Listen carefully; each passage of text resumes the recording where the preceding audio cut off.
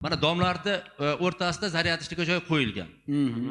Bizda xohish bor, o'sha domni ustiga solinishni panel qo'yib, o'sha solinishni paneldan elektromobil orqali sotish, yoniga hattoki nakopitelь qo'yishga mana 8 megawatt nakopitelь ham olib kelyapmiz, yana 5 megawatt solinishni panel olib kelyapmiz. Hozirgacha 10 megawatt solinishni panel qo'yganmiz. Sizlardan ko'proq iltimos bo'lgan bo'laydi. Hozir TSJlar bilan borib, har bitta odam bilan shartnoma qilish, boshqa qilish ko'tara muammo.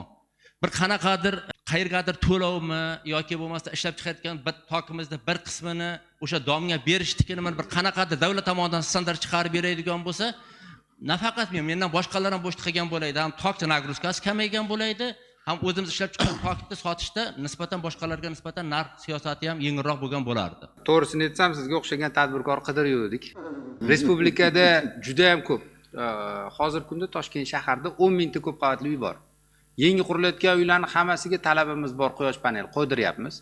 Lekin eski uylarda quyosh panel qo'yilmasligini sababi ko'p joylarda mягкий кровля yoki profnastil boshqa bo'lganligi uchun uni ertaga ekspluatatsiya masalasi kelib chiqqan.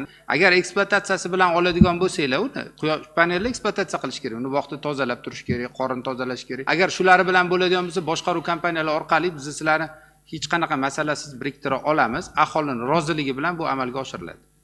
Siz bilan bog'lanadi. Bu bo'yicha tizim qilib yo'lga qo'ysak, juda ham yaxshi ish bo'lardi.